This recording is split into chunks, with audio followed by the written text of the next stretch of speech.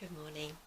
The world seems to get worse day by day, and we are now in dire straits, worried about what's going to happen.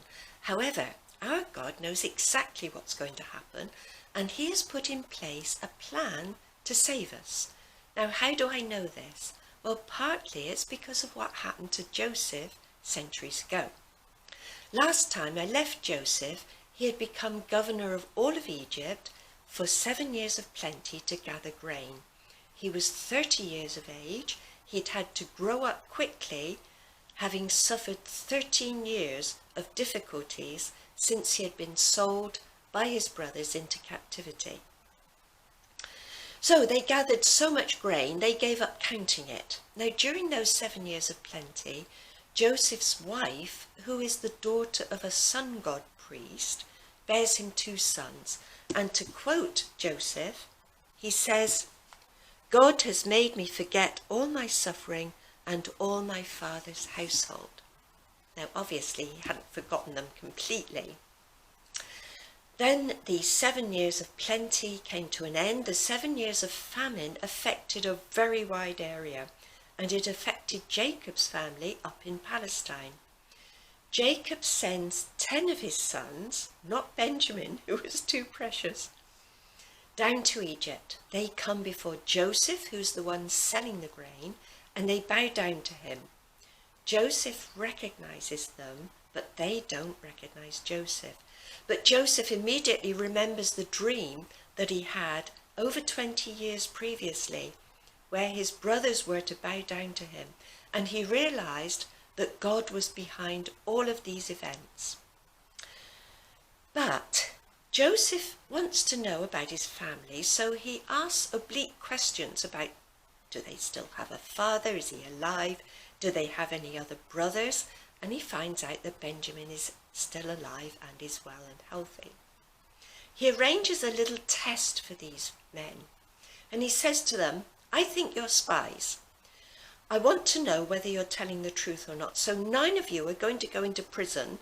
The other one will go home and bring back your younger brother, and then I'll know that you're telling me the truth and you won't die." Well, now they're facing death because Jacob will not allow Benjamin to come down. And this is what they say: "Truly, we are being called to account for our brother. We saw his misery of soul when he begged our mercy, but we did not listen to him." And Reuben said to them, "Did I not tell you not to wrong the boy? You didn't listen, and now we're brought to account for his death." Joseph slaps them all in prison for 3 days, where they can stew about what they had done, and rightly so. But at the end of 3 days, he relents and lets 9 of them go home.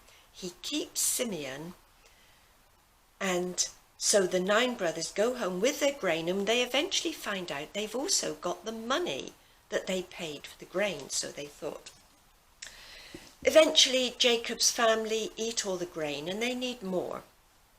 Jacob is reluctant to allow Benjamin to go, but in the end, he's forced to allow Benjamin to go if they want to buy any more grain. When the 9 brothers and Benjamin get before Joseph again, he's overwhelmed with emotion, has his 10 brothers taken to his house. Now, they're a little bit worried about this because they're thinking, do they think that we stole the money that we paid for the grain? So they go to the steward of Joseph's household, and they explain the situation. They said, by mistake, our money came back to us. We've brought it back plus extra for the more grain. But the steward, who is an Egyptian, notice, says this: "Peace to you," he says. "Do not be afraid. Your God and your father's God has put a treasure in your corn sacks. Your money reached me safely." This steward, an Egyptian, knew about Pharaoh's dreams, knew the 7 years of plenty had come and gone. There were 7 years of famine, and it had all come true. So he put faith in Joseph's God, which was lovely. Joseph arranges a meal for his brothers. Now, during all these years, Joseph has eaten alone because he was a Hebrew and the Egyptians will not eat with a Hebrew. Now, this possibly saved Ephraim and Manasseh because they too would have eaten alone or with their father. So they would gravitate to Joseph's family rather than their mothers or their grandfathers who were sun worshippers. So the tribe, one of the tribes of Israel, the tribe of Joseph, or Ephraim and Manasseh, were saved. Joseph provides a meal for these ones. He gives 5 times as much to Benjamin, and I'm wondering how Benjamin ever managed to eat it, but he's a young man. Sure, he managed. He reveals himself to them and explains that God has been behind all of these events. So when we look at what God arranged with all of these events, he saved Jacob's family. He took Jacob's family down to Egypt, a safe place where the nation would be able to grow until they were strong enough to go back to Palestine. Ephraim and Manasseh were saved and became part of the Israelite nation.